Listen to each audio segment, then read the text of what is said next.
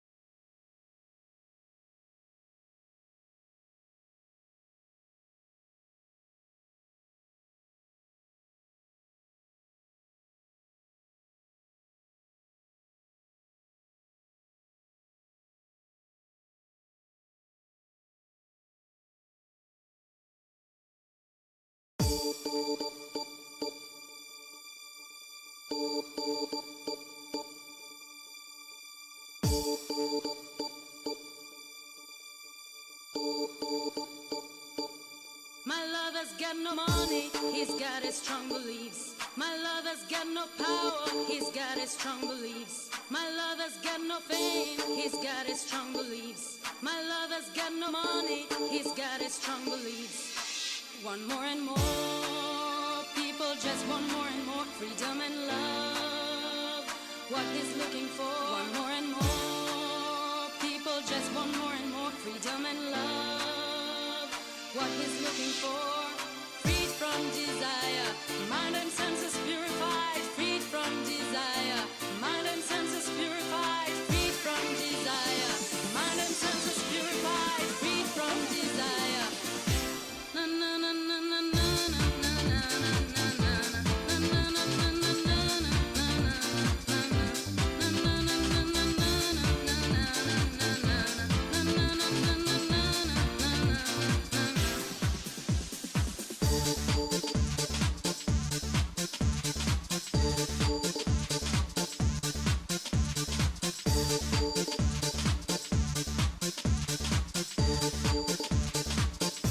My lover's got no money, he's got his strong beliefs. My lover's got no power, he's got his strong beliefs. My lover's got no fame, he's got his strong beliefs. My lover's got no money, he's got his strong beliefs. Want more and more, people just want more and more freedom and love. What he's looking for, want more and more, people just want more and more freedom and love. What he's looking for, freed from desire, mind and senses purified, freed from desire, mind and senses purified, freed from desire, mind and senses purified, freed from desire. Na na na na na na na na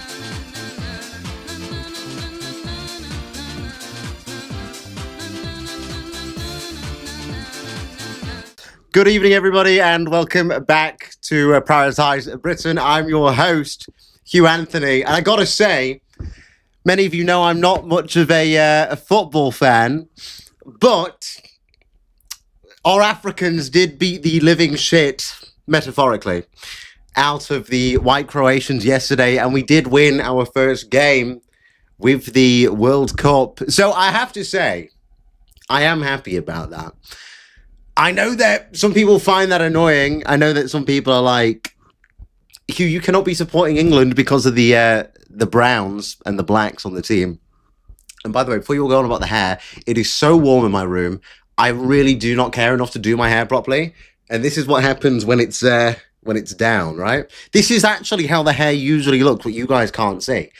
But I do my hair for like everything else. But I know everyone's gonna be mad. Hugh, stop caring about the football. Right? Let me tell you two things. Number one, when I say I don't like football, what I mean is I don't like domesticated football, because I don't like seeing one town shout at another town and then big riots between Newcastle and Sunderland, right? I do quite like global football. I like any form of global competitive sport, and I'll tell you why. I like beating the shit out of other countries. I like England being the best. So that's the point. I like England being the best. And when that happens on a world stage, I feel good about it. And I'm like, okay, this is based. I'm happy to sit there and support England, even if there are Africans on it. I feel glad that we beat a different country, because that's what you see. You see England wins against Croatia. Whereas when you see like Manchester City versus Manchester United, that's different. All right. That's like hometowns. That's boring. Then you're going to get riots and fights and all of that. That's not what I like. What I like is when you see a World Cup and England starts to just dominate. What I really liked yesterday was when you could see the videos coming out of Dallas, Texas, and there were all of the Englishmen in all of the bars and the pubs in Dallas. We fucking colonized Dallas for a night. That was so funny. Nobody does it like the English do it. Nobody parties like the English party. Nobody drinks like the English drink. And I was watching all these videos of all these absolute legends, all white Englishmen in Dallas taking it back over. They kicked us out once, we came straight back, and now we colonized the pubs. All these white Englishmen in the pubs just shouting chant. They were being very respectful, I have to say. But well, there was one video which was quite funny. But shouting chants, basically saying, hey, look, we are the English. This is our area. We do it the best. So I like that. I like seeing that. I like watching us shout at foreigners in their own countries and be like, lol, you're a Yank. That's quite amusing. There was one video, and I'm not endorsing this, but it was such a British thing to do, where there were a bunch of lads in a pub and they started shouting at American women, get your tits out for the lads. That is quite peak British culture. Americans don't do that. I've said this before, like if you look at American chants compared to British or English chants, we're very much so like wanker, wanker. We broke so many rules last night. Not the players, but the fans. They started chanting Keir Starmer's a wanker. That was against FIFA rules. They pulled out a flag and it said make England great again. That's against the rules. But there was so many things like that. There was so many things that we just did. We just don't care. Nobody does it as good as us. Chanting, get your tits out for the lads. That's funny as fuck. Chanting Keir Starmer's a wanker in this random stadium in the middle of Dallas, Texas. That's funny as fuck. So no one does it as well as the English. That's what I like to see. Yeah, I know. Bread and circus. Yeah, I know. Brown people on the team. Yeah, I know. Africans kicking a ball, getting paid millions. I'm aware. But this is where we have to have some leeway. But England beat Croatia, and it just says England wins, and then you've got videos of shit tons of white men all over chanting, shouting, having a great time. Can you blame me? Like, can you blame me? There's a big difference between domestic sport and global sport, all right? We still should be deporting most of the English team. And I think a lot of people realize that. Because if you actually look at it, I think there's a guy called, I'm not very good with the players, but there's a guy called Rice and a guy called Kane. Now, both of them, I believe, are non-ethnically English, but they're still white. And I think that what you can even see is when you look at these teams is everyone goes, oh, there's so many foreigners. And yes, they're looking at the blacks and the browns. And I'm like, hold on, these guys as well. But this is what I'm saying is when people keep saying foreigner or illegal or those kind of things, they just mean black and brown, which is like the average man, the average woman thinks black or brown. Because everybody thinks racially. That's kind of the point with it. But there are a lot of foreigners on the team. I did realize this. Croatia, I was a bit struck between the two. I was like, I either support England, which has like 3 English players and the rest are foreign, or I support Croatia and all of Croatia's team was white. But I couldn't do it. I couldn't support Croatia. I know people are like, put race first. I'm like, I couldn't do it. I had to support England. But no, I never actually sat down and watched a full football game on my own. So that was pretty interesting. It was actually all right. It was all right. Harry Kane made the first goal. God, I really should overtake Gary Neville. I should do what Gary Neville does. Isn't he like woke anyway? Isn't he retarded? I could do what Gary Neville does. I could commentate. I kept saying this. I was like, I don't understand why like half the team doesn't do anything throughout most of the match. They kind of just like sit around the outside. It's like 4 people that actually connect with the ball and get it in the goal. But anyway, that was pretty funny. That was pretty good that we won. I don't know when the next match is, but I am pretty excited for the next one. It is going to come home. It is coming home. For once, it's coming home. It's coming home and they're going home. That's the way it should. That should be the slogan. It's coming home. You're going home. There was one of the MPs in Birmingham. I can't remember his name. They all look the same. They all sound the same. One of the MPs in Birmingham was like, "It's coming home," and I was like, "No, mate, you're going home." So true. But that should be the slogan. It's coming home. You're going home. I think if like somebody ran with that, if Rupert ran with that or something, you get shit ton of support. But anyway. I thought that was funny. So yeah, I do quite like football. People were like, somebody was like, "Oh, did UKIPper put you up to this?" I was like, no.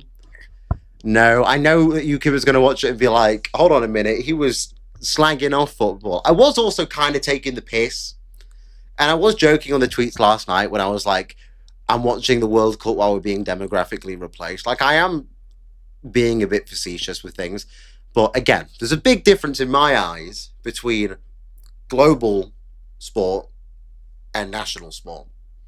I'm very happy to support any team that is England on a global scale, even if it's full of Africans and full of Indians and whatnot. No, Indians can't play sport. Indians play cricket. I don't. We must do a cricket World Cup. Our team's probably all Indian. I don't know. I've never looked at that. But there you go. I thought that was pretty good. I thought that was pretty funny. Anyway, welcome back to Prioritise Britain. I'm your host, Hugh Anthony. We got a few things to talk about tonight. We're going to be going over the Makerfield by-election, which is happening today. It is polling day. It is voting day. Everybody's heading to the ballot box to vote between Andy Burnham, Rebecca Shepherd, or Rob Kenyon.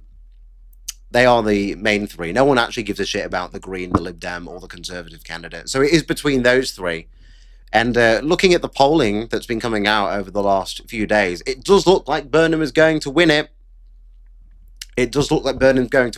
Which, is anyone surprised? Is anyone shocked? I'm not shocked. I kind of saw that one coming. I said this like a month ago when the by-election was announced. I think most people said that. I know there's been a lot of hopium, and a lot of people are sat there saying like,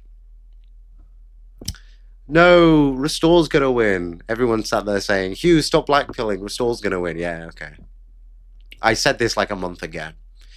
And I've been critiquing Rebecca Shepherd for like the last month because she is a bad candidate. And I know that's mean.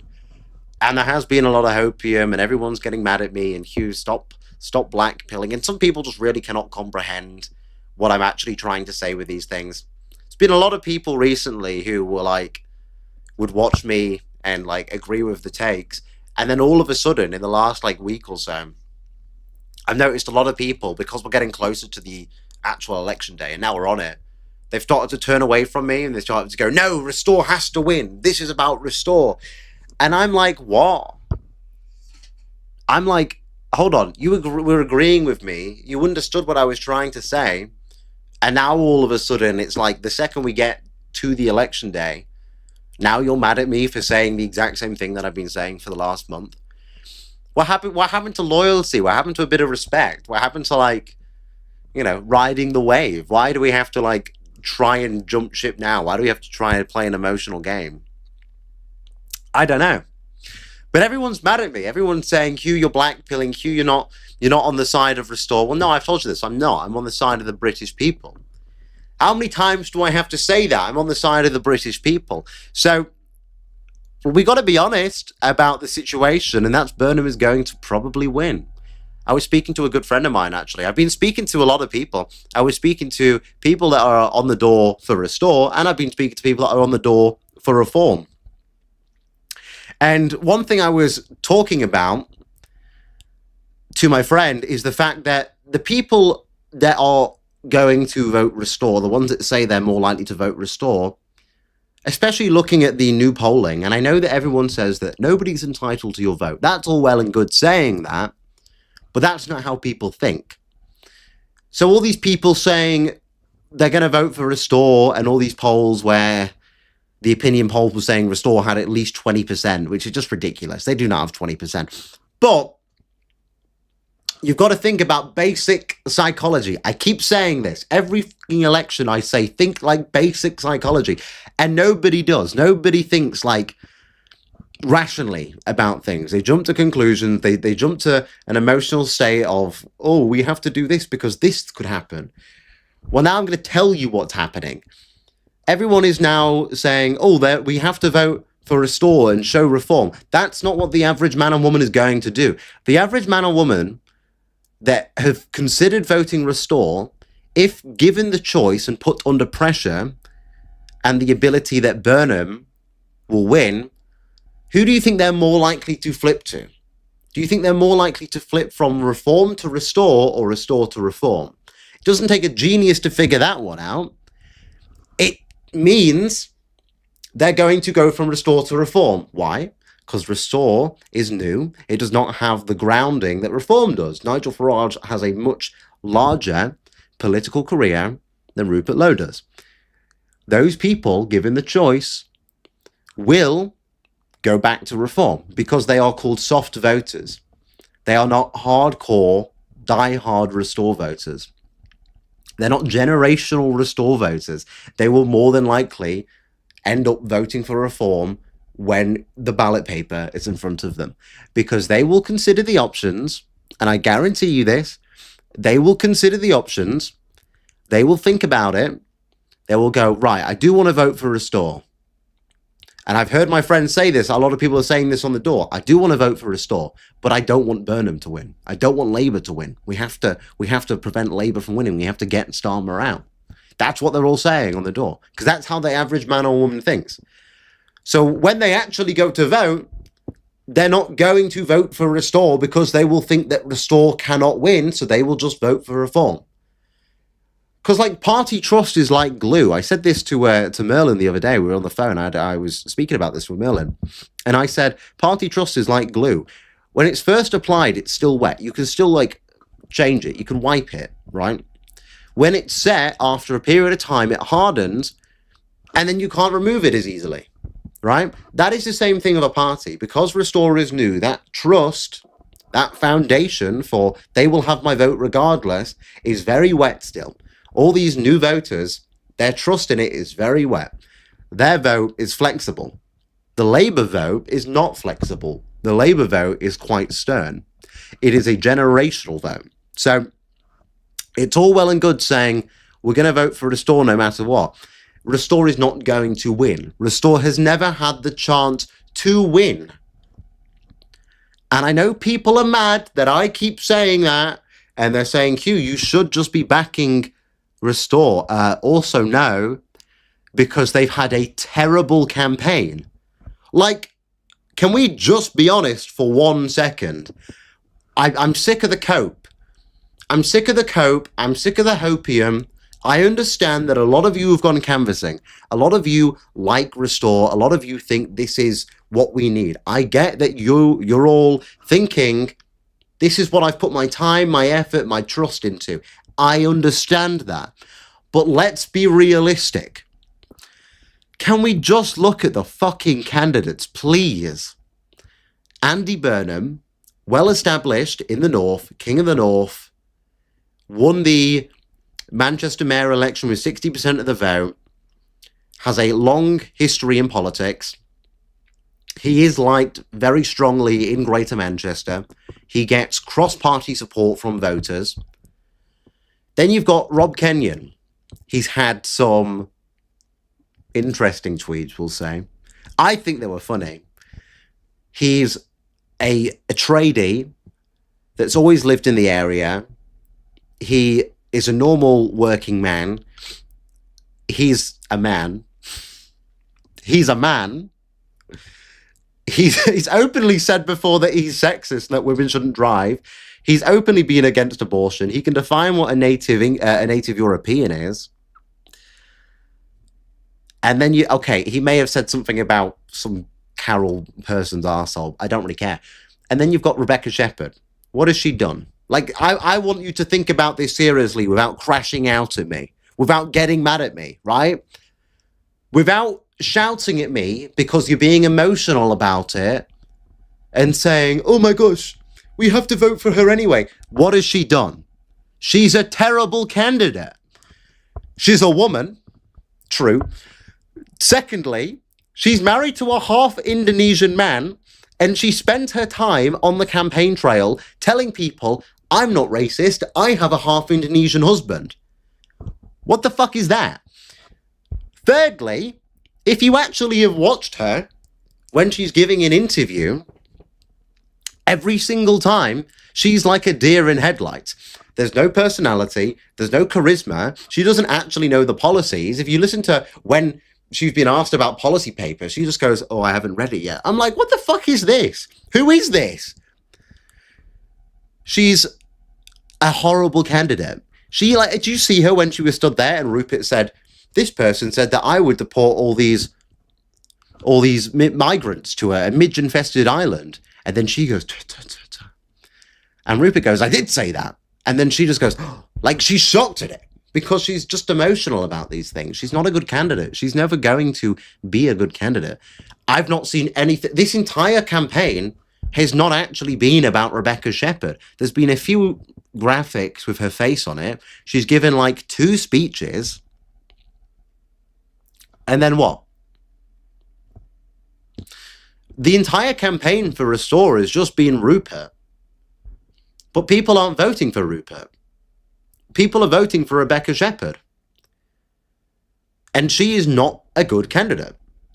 Rupert, fine, he's like the old man. He's oh gosh, I watched him speak to Michael Gove, and Michael Gove asked him, would you rather 5,000 immigrants from Australia or Canada, or 2,000 immigrants from India? And he was like, well, it's not about the race or the ethnicity. It's about how much they contribute and the skills that they have. I'm like, shut up, please, just shut up. But anyway, the entire campaign has been about Rupert, really. Whereas Reform, it has been about Robert Kenyon. He did all right on Question Time. It wasn't great, but he did all right. You know, he put himself there. Yes, okay, you can argue they didn't let Rebecca go on Question Time. Okay, you can argue that. That's fine. She wouldn't have done well anyway. Imagine Rebecca on Question Time. People are trying to ask her about policy. She's like, well, it's on Facebook somewhere. Like, okay. Anything else, love? Or are you just going to keep being that fucking retarded? Like, it's just hope. It's cope and it's hopium. That's all it is. And I keep telling people this. I'm like, she's a bad candidate. People will not vote for her given the chance. She doesn't have a track record or anything. She's not a strong candidate in the slightest. And people coming out and saying, yeah, but what would Reform do about, like, the rape gangs? Because I said that anyone involved in the rape gangs, and we will get into the rape gangs. I want to do this next week. I want to do this next week because I want to fully read through the 219 pages. I want to actually get an understanding. I don't want to, like, glimpse over it. I want to be able to go in with the facts. What I do know, 250,000 young white girls raped and trafficked. 87 to 95% of all perpetrators were of Pakistani descent. There were Jews that covered it up. They were paid, I think it was 130 grand to deny that it was Asian men doing this and that they even existed. That's crazy. So we'll go over all of that. I do want to talk about that, but I don't want to do the whole, like, you know, people coming out doing like the whole clickbait, like the rape gang report. I'm like, okay, I'm not interested in like pushing out quick information. I want to get the truth and like actually give you a proper understanding. So I will get around to that. But anyway, I basically said that anybody involved in the rape gang, even if they just knew about it and didn't say anything, should be put to the death penalty. I said they should be tried on a televised trial, and they should be put to the death penalty on a televised platform like the BBC. The BBC should see a bunch of Pakistani rapists be hung. I don't think that's a wrong thing to say. Anyway, people were like, yeah, but do you think that Robert Kenyon's going to vote for that? Yeah, I do. Actually, I think that most English people would vote for that. I don't really think that's anything to do with party lines. I think that if you said that all these Pakistani men were raping little British girls as young as like 11, I think one of them was 4, as young as 4. I think if you said that to most British people, would you want these people put to the death penalty? I think most people would say yes. I don't think that has anything to do with party lines. But again, that's just hope. That's just copium. That's just hopium. I'm like, this is what's beginning to annoy me about this whole Restore situation. And people say, well, Reform's not owed your vote. Yeah, but neither's Restore. And this is what I do, and what my job is to tell you the truth and the unfiltered opinions about these things. I'm not paid for by them. I'm not like the Lotus Eaters, which are a mouthpiece for Restore. I have no funding from them. You will not go on my website and it will say, on behalf of Restore Britain, because it's not there. I'm not the same. I'm not involved in the party. I'm not trying to get a role in the party. I don't really care about getting a role in the party. But I think it's very important to have a unbiased opinion about exactly what is happening. And we're beginning to see, with Restore, it's turning into a cult. And it's really fucking cringy. It's horrendous. I'll give you an example. Rupert Lowe was asked about Tommy Robinson joining the other day, and he said it's up to Tommy if he wants to become a member. Okay, now, I just tweeted one word. I tweeted the word disgusting. You'll know why? Because Tommy's a fucking weirdo. He's a Zionist freak that is paid for by Robert Shillman. And now he's a fucking terrorist as well, according to the government. So, lol. But all I did was tweet disgusting. And all the comments were, Restore can do what they want. Tommy can join whatever party he wants. We trust Tommy. I'm like, okay, but this is what I mean. It's like, you criticize him, and then everyone jumps on you. And then everybody started going, yeah, but Restore never said he was going to get a role inside of the party. Restore just said that he could join as a member. I didn't even say anything about him getting a role. All I said was disgusting, because it is. But anything critical of Restore or Low, everybody jumps on you. Everybody hounds on you. That is cultish. How can you have any form of progress if you're continuously just backlashing on everything? That is how MAGA went wrong. Think about when MAGA started. It was this figure, the anti-establishment figure, basically was saying the three infamous words, I don't care, basically coming out and being like, I'm here, I'm going to drain the swamp. I don't care about what the average politician says. We're going to deport millions and millions, and there's going to be no more immigration over the southern border. That's what Trump was saying. He formed this cult of personality with the hats as well. Everybody had a little MAGA hat on. You have this cult of personality. Trump's gonna stop the wars. He's gonna stop immigration. He's gonna make America great again. He's gonna build the wall. He's gonna drain the swamp. Everybody was like, yeah. Criticism was thrown away because he would sit there and be like, I don't care. He would call people low energy and idiots on TV, and everybody loved it. Everybody loved it. They loved that kind of high energy. And then what happened? Because the kinks hadn't been figured out, because the criticism hadn't been figured out, he got into office, and all of the things that he said he was going to do, he began not to do them. No new wars. They ended up in new wars. Make America great again. Inflation went up. Gas prices went up. Groceries went up. Immigration still carried on. We're going to deport millions. ICE went into red states and then backed out of it after a bit of backlash. It's the same process there. He was seen as a divine figure for some reason. You couldn't criticize it. Otherwise, you had Trump derangement syndrome. And everybody was on board with it. Everybody was coping. Everybody was like, yes, it's going to be great. It's going to be great. It's going to be great.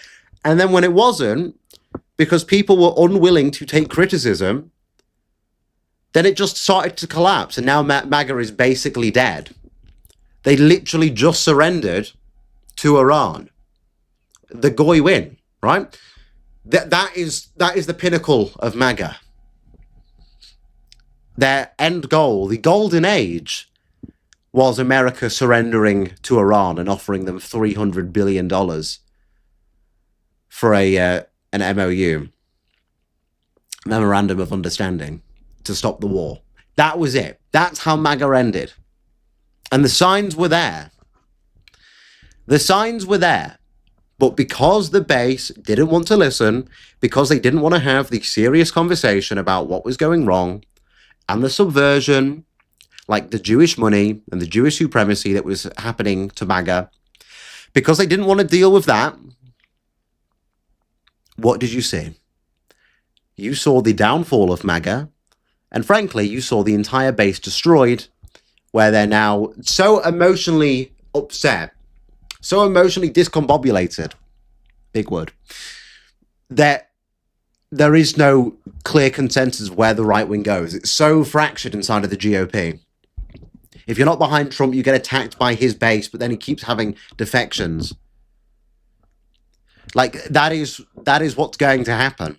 That is what's going to happen to Restore. And Restore is going to lose tonight. Obviously, I will bet money on it. If anybody wants to bet me, I will bet you, I will give you $1,000 if I'm wrong. If Restore come back and they win this by-election, I will give you $1,000. If not, you all owe me at least a channel subscription, right? But this is what I'm saying. Restore is going to lose, and their response will be to attack their own base. And they will attack the people, get ready for this, they will attack the people that have been smeared in the news as the extremists. Of course that's going to happen.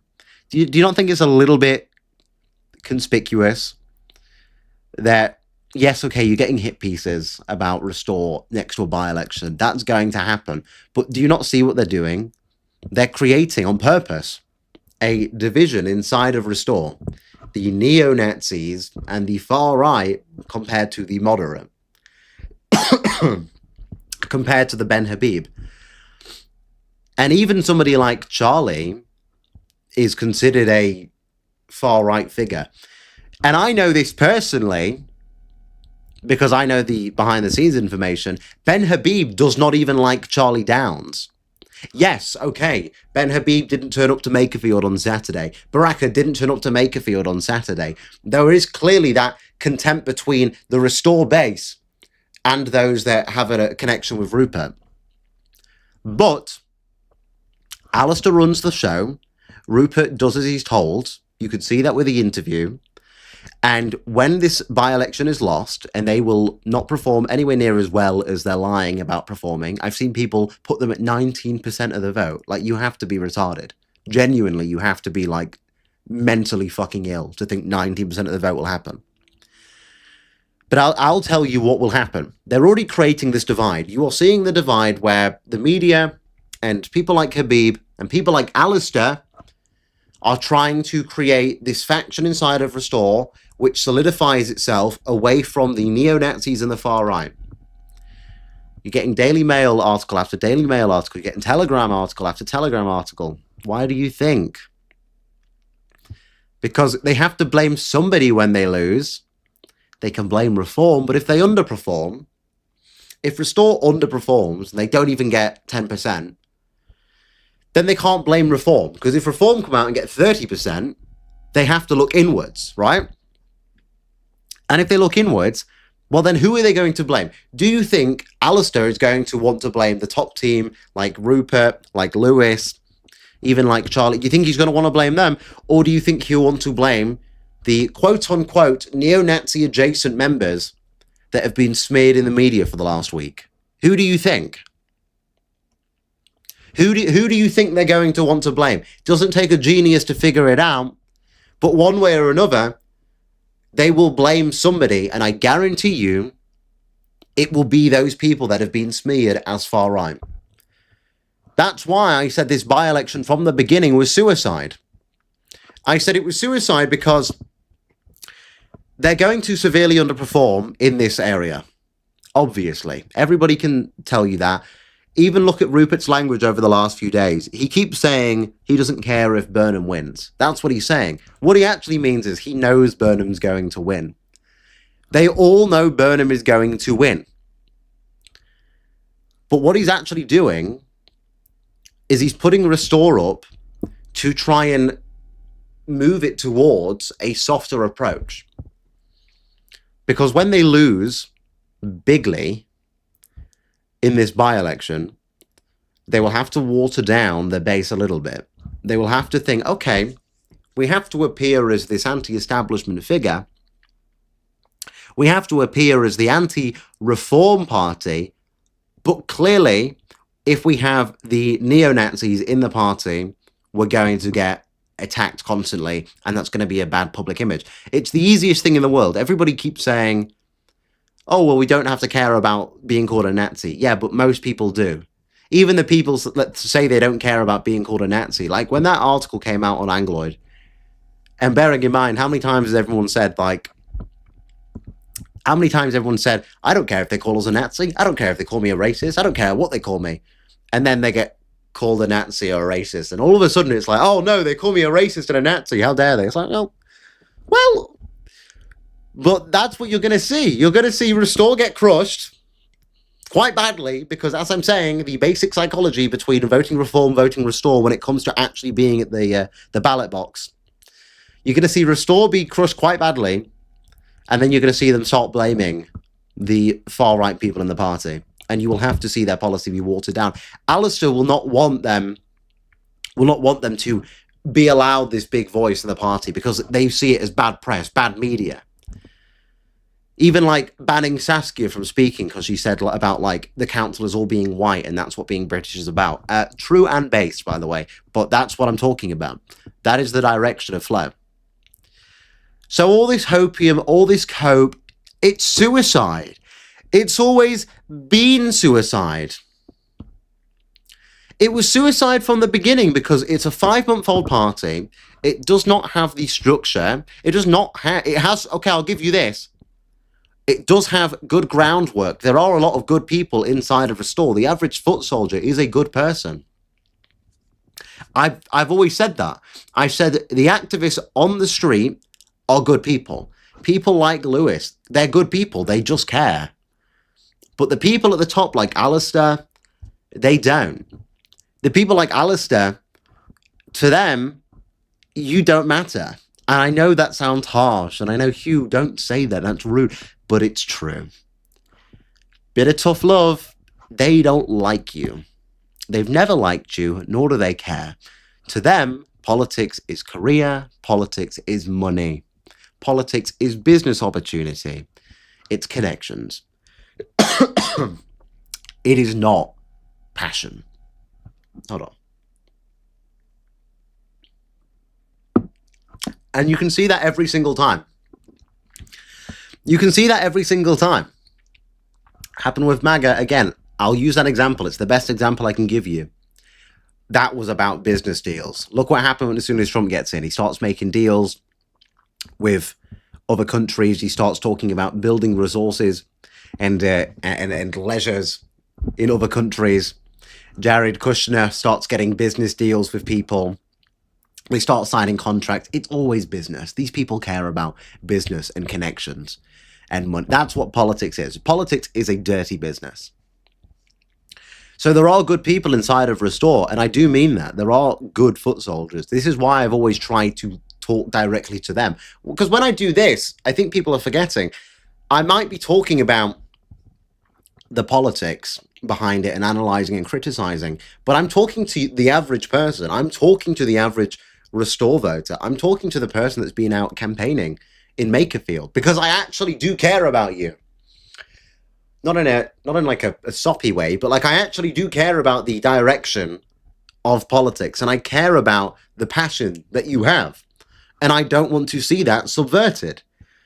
But again, when they hire people like Scott Benton, when they start cozying up to Ben Habib, when people like Alistair are running the show, when people like Montgomery Toms, who's a classical liberal, have a large role with the media and are always seen with Rupert, you have to start to go, hold on a minute. And I'm not saying it's going to be perfect, but what I am saying is that if you don't call these things out, if you don't deal with it, then you end up in a situation where they are ignored and they come back to bite you in the arse later. And that is what is happening.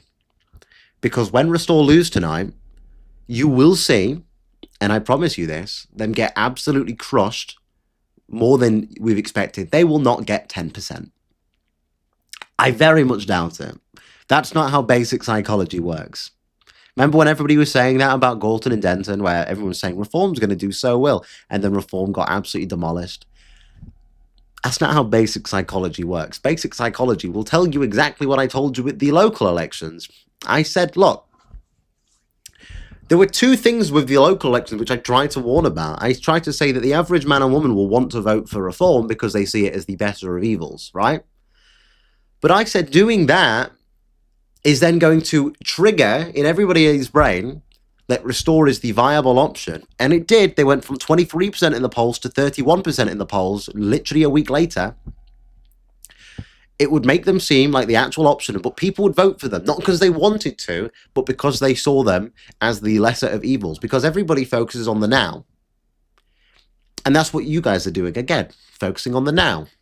Oh, Restore's here, so we have to get Restore now. Well, it's going to kill itself, because it's going to lose its credibility. If they lose by, let's say, right, this is really important as well. Let's say, if they get 5% of the vote, Andy gets 43, and Reform get 39, who do you think everyone's going to blame? And I'm not saying that all those voters for Restore are Reform voters, but who do you think everyone's going to blame? Of course it'll be Restore. It'll be bad press, bad press, bad press. And everyone says all press is good press. Well, yeah, not really true.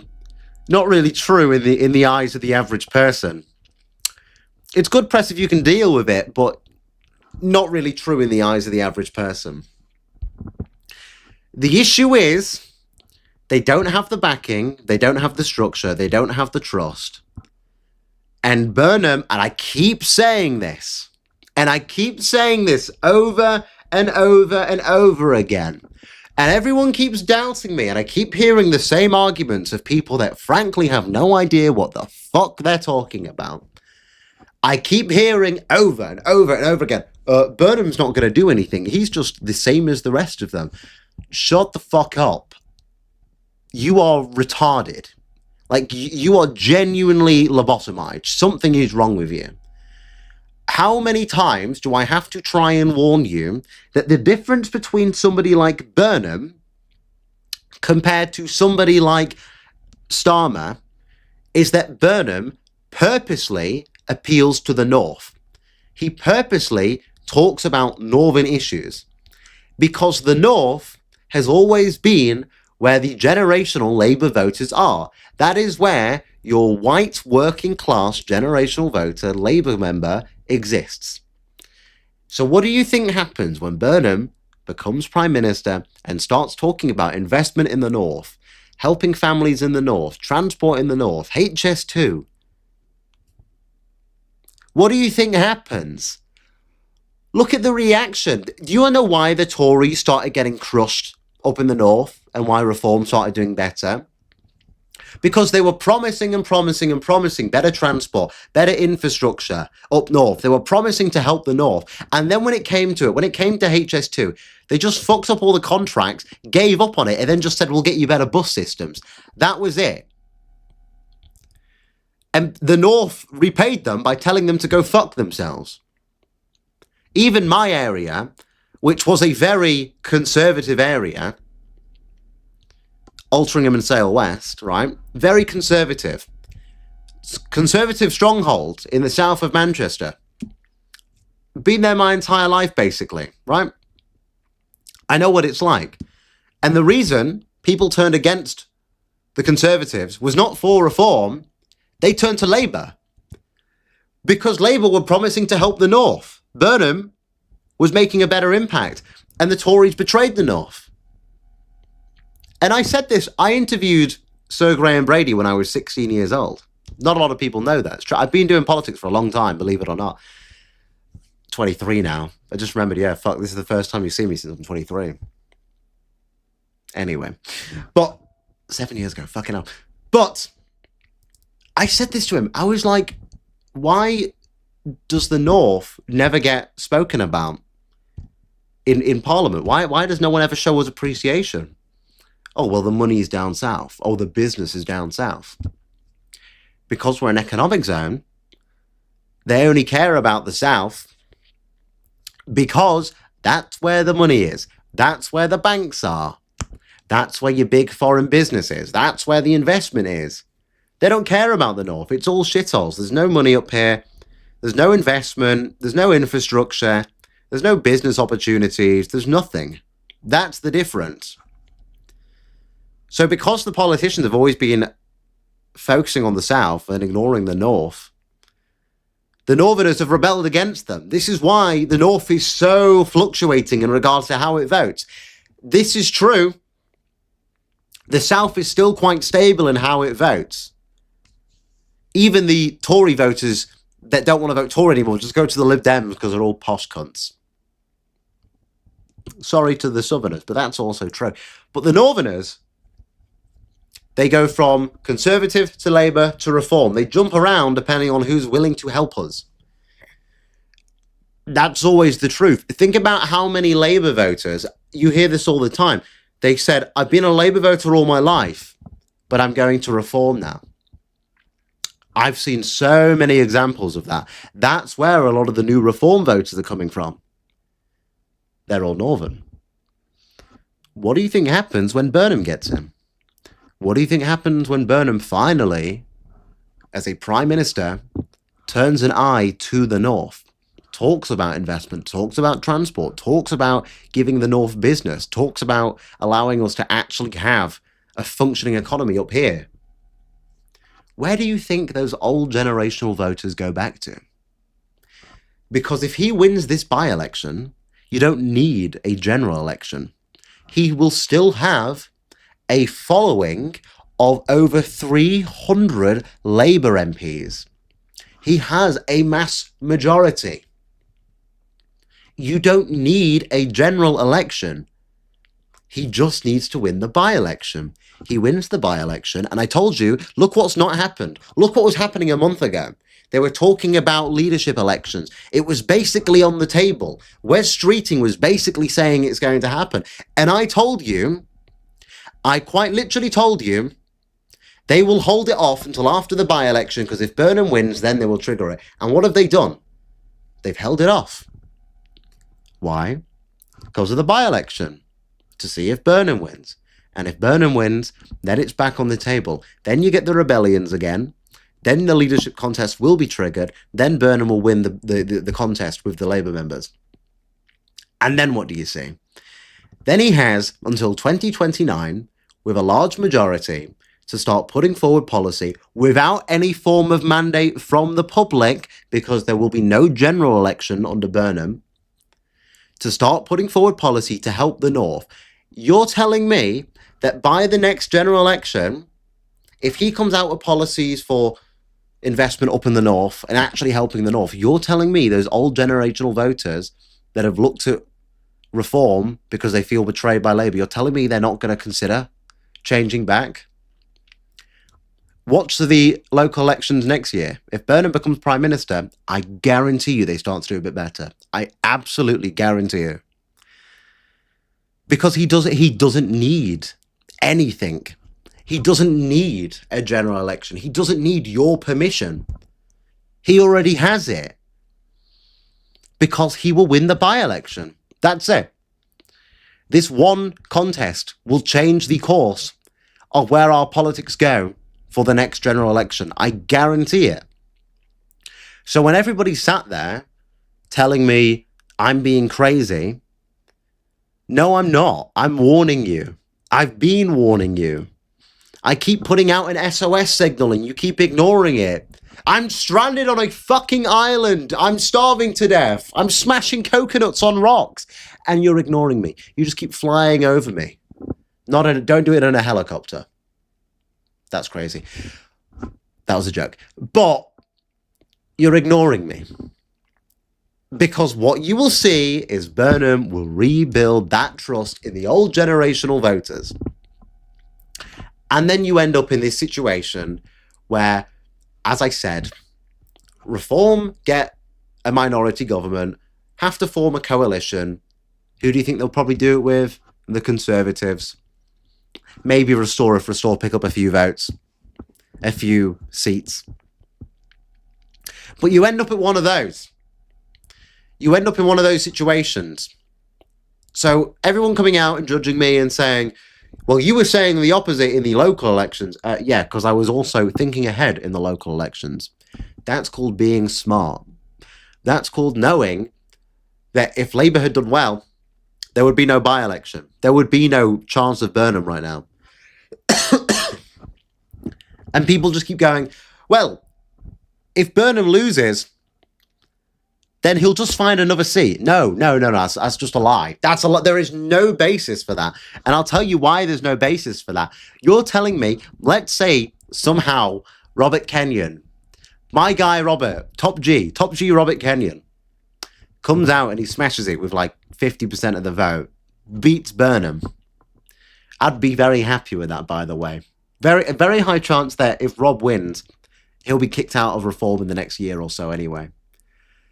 Because he is I gotta say, I keep saying this, he is the better candidate. Restore really should have picked somebody like Robert Kenyon. Because Robert Kenyon he is a real ass nigger. I can't even lie, but he is. But somebody like him, if he comes out and he smashes it 50%, you're telling me that more Labour MPs are going to want to give up their seat for the chance of Reform just to take it, or the Greens to take it, like they did in Gorton and Denton? You're telling me that's going to happen? I guarantee you it won't. If they lose this one as well, they won't do it. They just won't. Labour MPs will not want to give up their seat. They keep saying this. There was a Muslim MP, I can't remember his name. Again, they all sound the fucking same. But there was a Muslim MP in Levenshulme, or was it Rusholme? Same thing, they're both brown. But he refused to give up his seat for Burnham. Most of them don't want to do that. It's very, very rare that somebody actually wants to do that. And they won't want to keep doing that with the prospect that they will keep losing to the Greens or Reform. So this is a one-time thing. This is a one-time situation. If Burnham loses it, he will not try and find another seat. You will just see more internal squabbles in the Labour Party. You will see Labour defections over to the Greens. You will see a leadership contest, and you'll probably see like Ed Miliband try and run for Prime Minister with like Wes Streeting or something like that.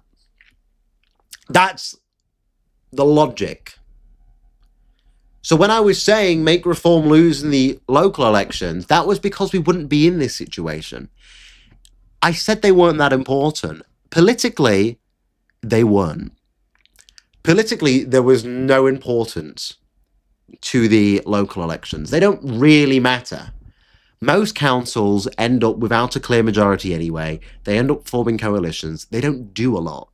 Housing, planning, it gets overthrown by the courts. You just take it to court, it gets overthrown. Most of them don't agree on things anyway. I said it wasn't that big of a deal because it wasn't. It was the psychology. Why do we keep disconnecting the psychology from politics? Do you know how important it is? Extremely. Extremely important.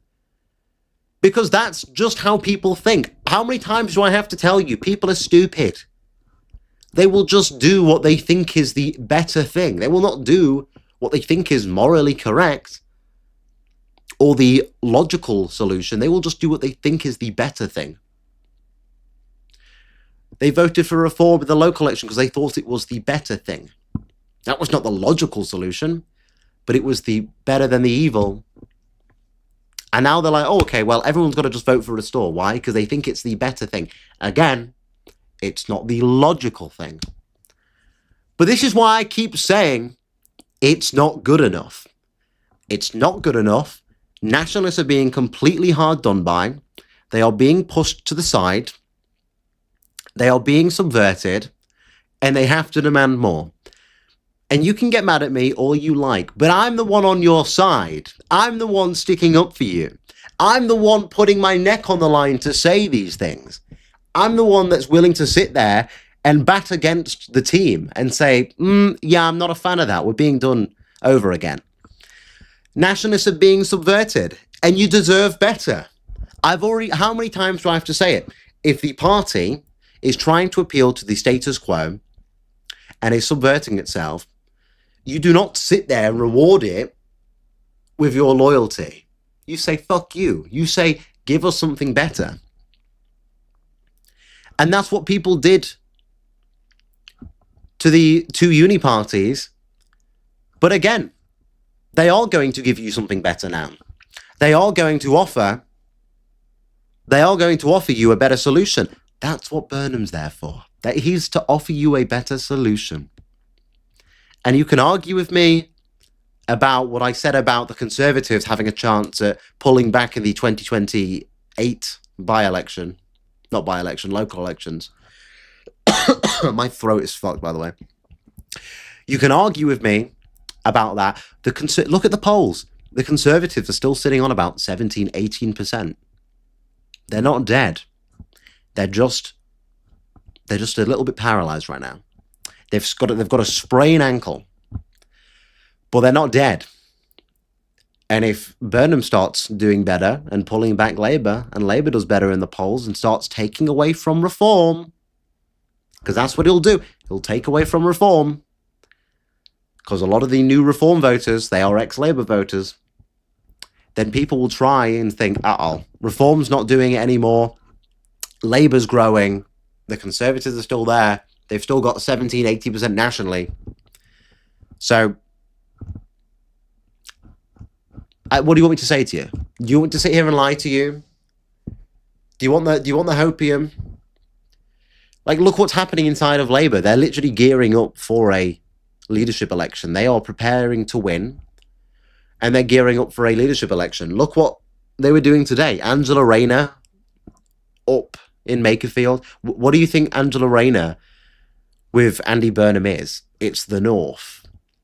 It's the average working class girl with the King of the North. The Queen of the North and the King of the North. It's propaganda to try and push this image of, we are going to look after the North. Why do you think Starmer's not been up to Makerfield at all? You've seen Rupert in Makerfield. You've seen Farage in Makerfield. You've also seen Lord Howling Hope, fucking patriot. But why do you think you've not seen Starmer? Number one, he was trying to sabotage Burnham anyway, earlier on in the by-election. Number two, he's preparing for a leadership contest. He's focusing his time on trying to appeal to the general public to then focus on a leadership contest. Because what he's trying to do is build back with his base. That's why he's putting forward policy that tries to put the UK back on the global market. That's why he's talking about travel with the EU. He's trying to build back the Labour base. He's trying to win support from the membership because he knows that he's going to be in a contest versus Burnham.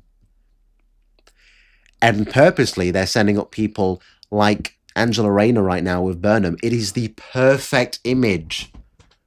It is the perfect image for the North. Look at us. It's the Queen and the King of the North. It's perfect. It's obvious. You can see what they're doing. So it's coming down the tracks. It's coming down it's like I'm like an Indian. Not literally. I'd never do that to myself. But I'm like an Indian recording myself with the train coming at full speed behind me. They love to do that for some reason. With the train coming at full speed behind me. That is kind of like the situation we find ourselves in. And the train coming at full speed behind us is currently Andy Burnham. And you can critique Reform, and I've done this many times, but I've also got to say, there is a reason Nigel Farage has started talking about allowing trade unions to work with him and started trying to appeal to trade unions. Why do you think that is? He's preparing for a Labour comeback. He's trying to figure out how he can retain the white working class vote.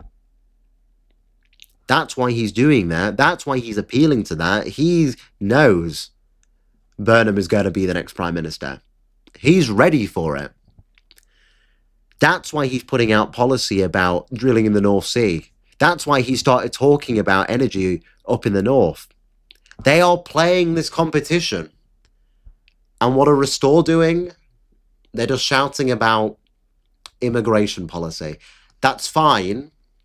Trust me, immigration is the religion of the West. We are aware. That's fine. I agree. Immigration too high. Too many foreigners in the country. Okay, we know. But day to day, people care about their own environment as well. They do care about their own environment. A lot of the foreigners are in the cities. They're not in the north. They're not in and around those areas in the north that have been completely smacked down. So right now, Reform and Labour are battling for those white working class votes. They're trying to drag them off one another. Farage knows it. Burnham knows it. Even Starmer knows it. And for some reason, Restore's the only person, the only party that's not thinking like that. So, look, when it happens tomorrow, when everybody wakes up to the results and Restore lost, and everyone starts coping and they start being like, oh my gosh, it's fine. We got like 6%, guys. We got 6% based. We're so back. The new coming of Hitler is here. We got 6%, guys. And they start trying to make all the excuses. And they start trying to feel all the hopium and like, it's going to work. And they just ignore the fact that Reform got like 4 times their vote share. They just ignore that. They're just like, guys, it's fine. Restore got 6%. Don't tell me I didn't tell you so. I hate saying this. I hate saying this. I don't know why I keep having to say this. I told you so. I fucking hate saying it. That will be tomorrow's show. That will be the first thing that I say on the show. If I'm right, which I will be. The first thing I'll say is I told you so. And it's not a good thing. I don't want to keep telling you so. But it is the first thing that I will tell you. Because you need the fucking truth. How many times do I have to smack you in the face to tell you the fucking truth?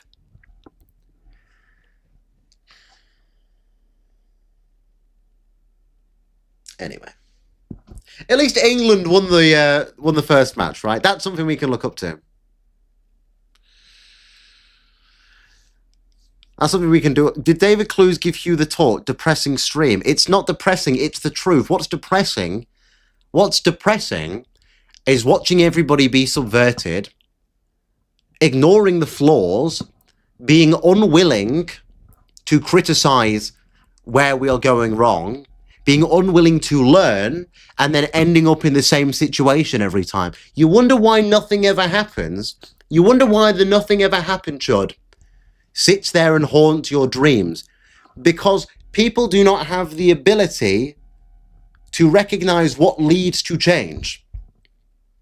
That's why nothing ever happens. That's why we end up in these situations. That is the problem.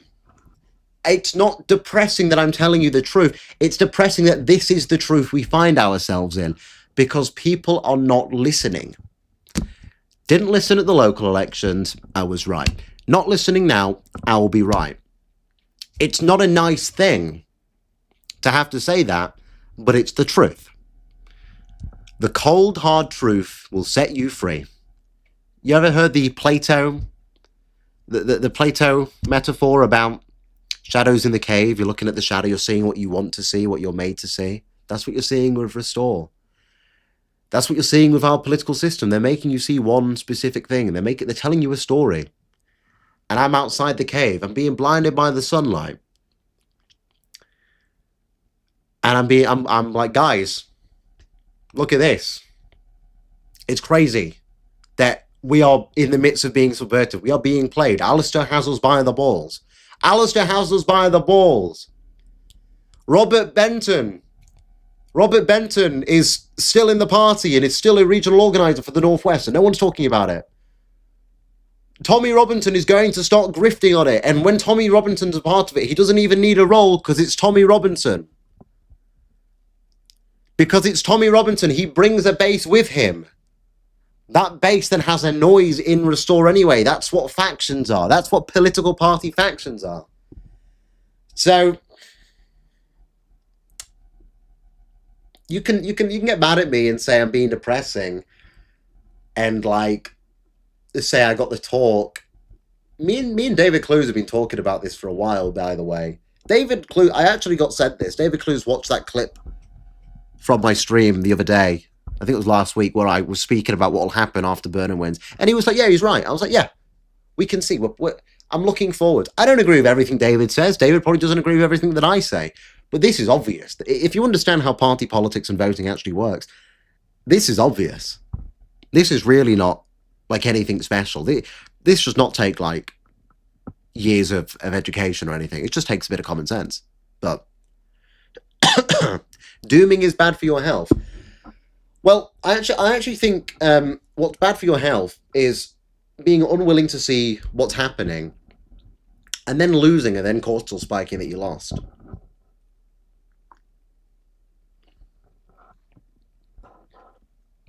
Baraka running for Restore Councillor. That is the worst thing you've ever said. That is the worst thing. Trying to stream the football match was fucking hilarious. I would have watched it with you too, mad fucker. I don't know why they wouldn't let me do that. What do you mean copyright? Who the fuck even cares about copyright? Fuck you. Okay, you can't watch that. That's copyright. You think I give a shit? Oh, we have to take it down. We got a warning. They're trying to copyright strike. Who even designed that? That was definitely a Jewish invention. Somebody look that up. Was copyright created by a Jew? That was definitely that was Jewish. I can tell it was Jew. I'm gonna look this up.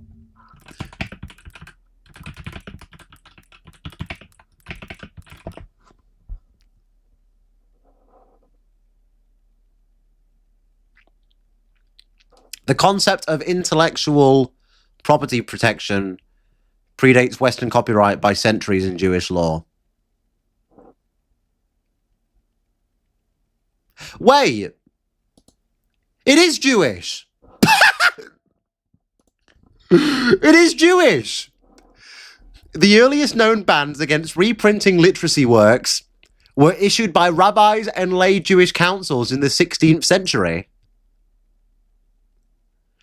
1518 edict, the Rabbinic Court of Rome issued a 10-year reprinting ban, which was a form of early copyright, to protect the works of Hebrew grammarian Elijah Levita. It is Jewish!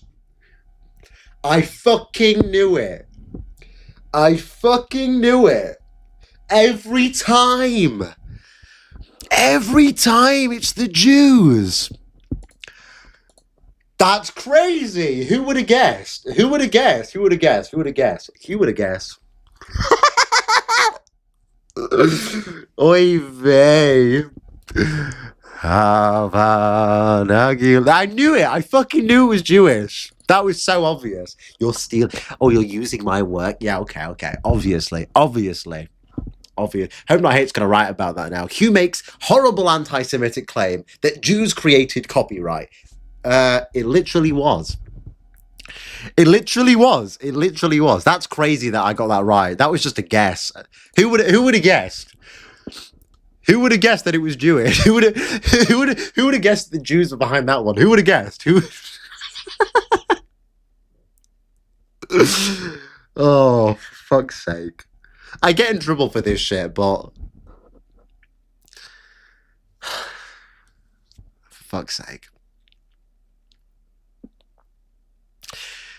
Did one make Hope Not Hope? Yeah. You got to pay your dues. Yeah. I actually can't believe that. That's so funny. I don't know why I'm saying I can't. Of course I can believe that. Of course I can believe that it was them. Of course I can. That's so funny. There you go. We've all learned something today. Jews created copyright. Is there anyone in Restore that Habib does like? Himself. That would be my answer to that. Himself, yeah.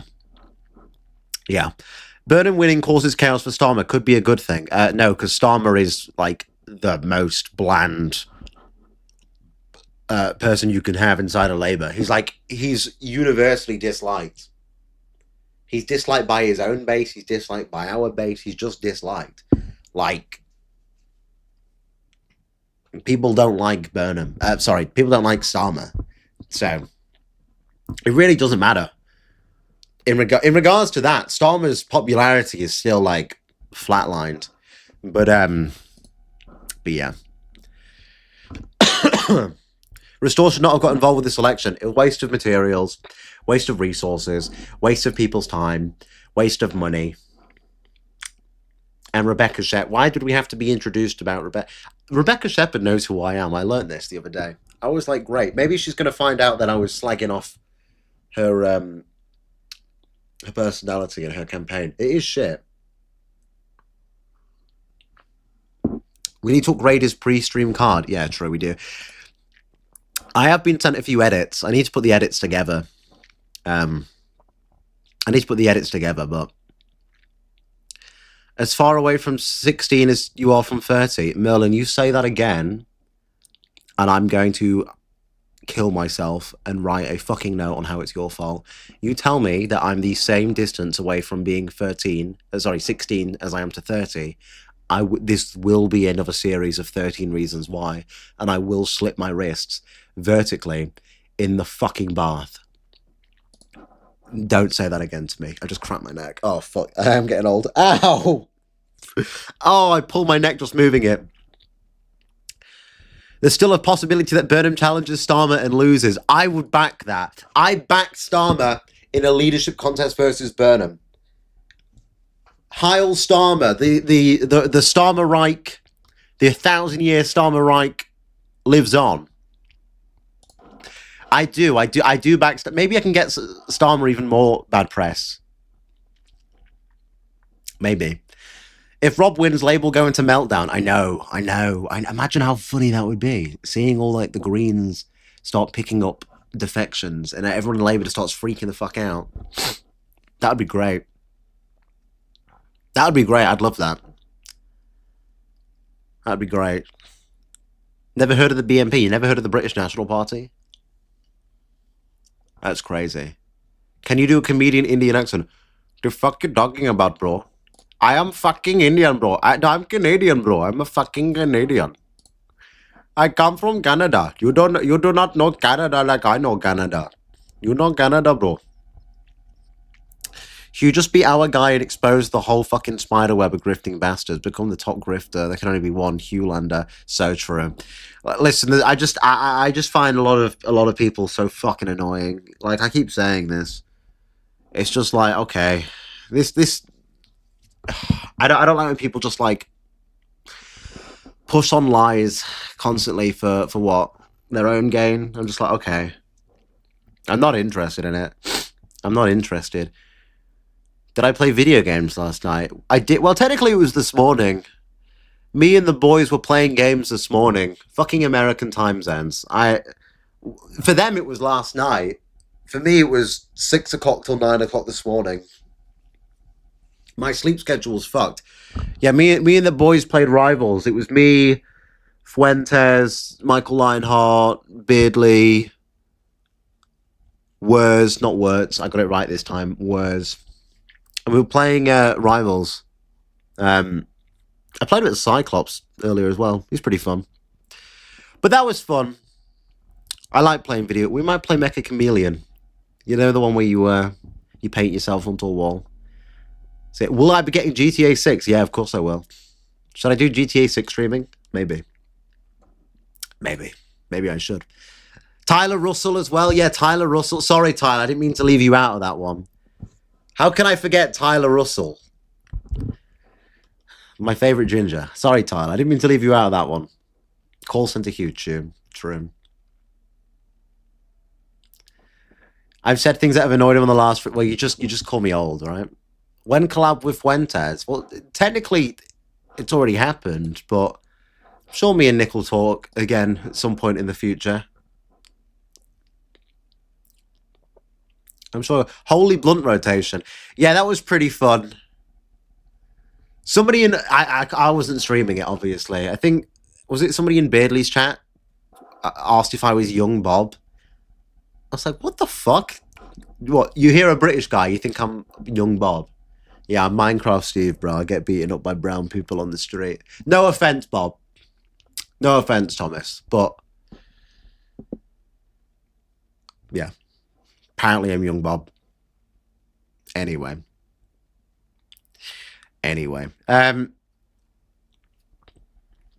something happens. Blame Jews with no evidence. Turn out to be right. Well, copyright just seemed like a Jewish thing. That just by definition of what it is, that just seemed like a Jewish thing. That's a good clip, actually. I need to get that copyright clip. Then anyone that uses it, I should copyright strike them, right? I should get the copyright clip, and then anyone that uses it, I should put forward a copyright strike. That's the ultimate play. I call copyright Jewish, laugh about it, funny clip, ha ha hee hee. People use it, copyright strike them. Maybe I'll do that. Maybe I'll do that.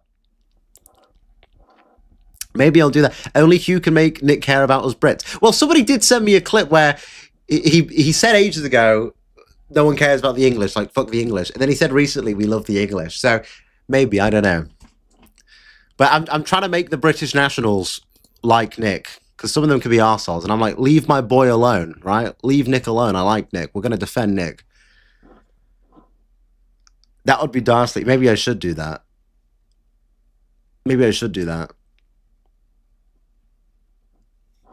But they're the boys. I enjoyed playing games. That, it's weird. I don't play video games with anybody. Like, outside of this, I talk to people on the phone every now and again, but I don't play video. I always just play video games on my own. So it was kind of nice to play with people. It was nice to play with people. But Dan Kazarian, yeah, but he's also really fucking cringy. Isn't he also Arab? Isn't he also a bit Jewish as well? He's really fucking cringy. Like, okay, cut the lot, bro. Like, what does he think he is? A crusader? But I find people like that so annoying. Oh, I'm gonna go with a machine gun and kill a bunch of Israelis. Okay. All right. Whatever you say. Where do I think I'll be in 5 years? What do I look like? What do I look like? Fortune teller? You stupid. I have no fucking idea. What do I think I'll be doing tomorrow? I don't fucking know. Probably waking up, playing some video games, and then streaming. Where will I be? I hate people when they say that. Where will I be in 5? Well, I don't know. If you asked me that 5 years ago, would I have said sat streaming a show, talking about politics, making jokes that would get me banned like 5 years ago? Well, probably not. No, I had no fucking idea.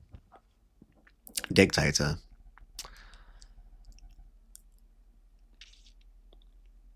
Yeah. He was Jewish. He's a Jew. Yeah, okay. That makes sense. Yeah, I'm not a fan of Dan Bilzerian. Don't like the guy.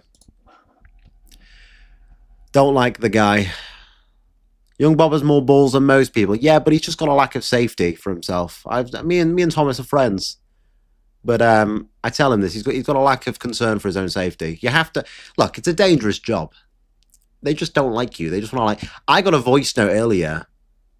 Do you want to hear the voice note which I got earlier? It was so fucking funny.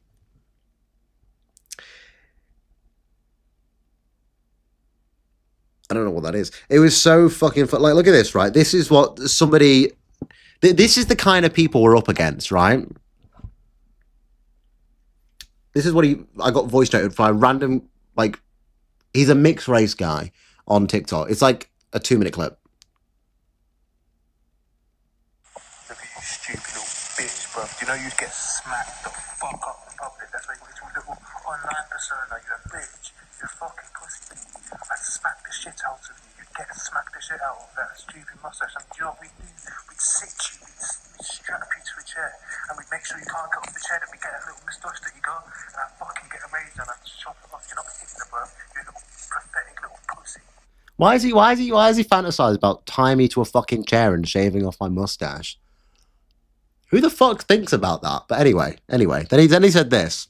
You're a stupid bitch. And guess what? This whole country, sooner or later, is going to be like Brazil. Everyone's going to be mixed race, you dumbass, because you cunt. Yeah? You fucking spastic, gay, fag little bitch. I beat the fucking shit out of you. I'd get 10 other men to fucking put a bullet in your fucking heart, you stupid, gay, nerd. Why do you need 10 men to put a bullet in me? What the fuck? Anyway. Your ex, if you even have one, like, I fucking doubt, because you're an ugly little nerd, smelly looking bastard. Probably got fucked by a black guy. Yeah, with the BBC. Yeah, we all got big dicks. Yeah, and that's the thing, you can't take it. That's when you cry, bro. I'm crying. Yeah, then he does the dick thing. So he threatens me, says he's going to shave my mustache and tie me to a chair. That's pretty erotic. And then he says he'll get 10 men to put a bullet in my heart.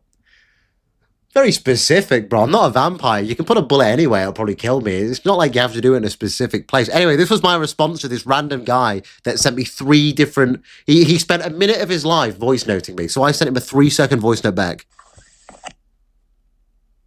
You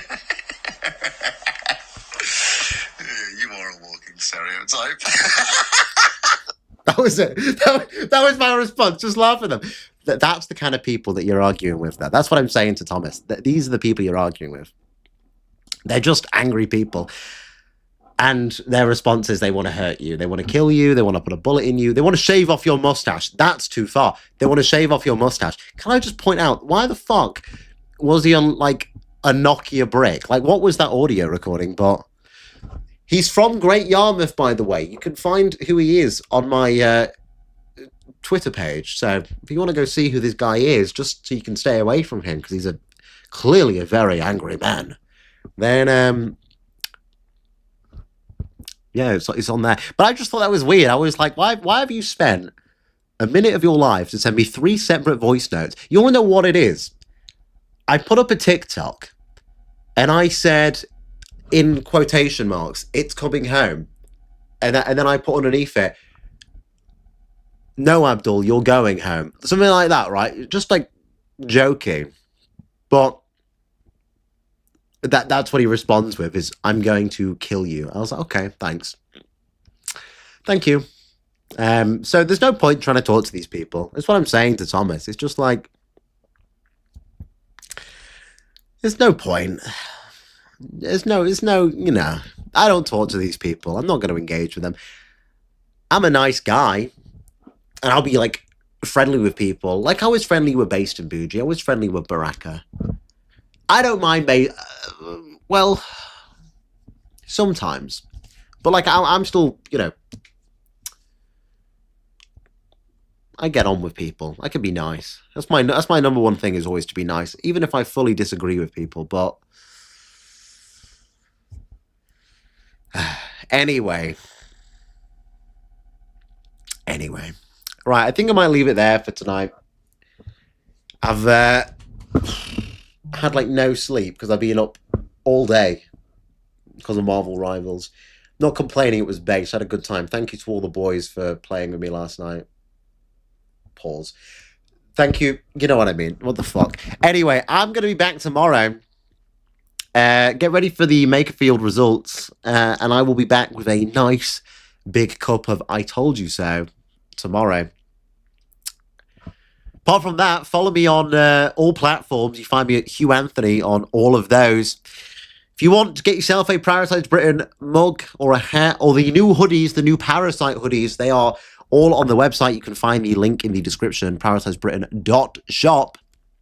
My hoodie should be here very shortly. I did order it. It should be here very shortly, hopefully tomorrow. Apart from that, I'll be back tomorrow with a nice big cup of I Told You So. Mary, thank you for modding. All of you, thank you for tuning in. Make sure you like, subscribe, hit the notification bell so you can find out whenever I am live. And I'm going to go listen to more voice notes by angry black men that want to stab me. Thank you very much, everybody. Take care of yourself and God bless.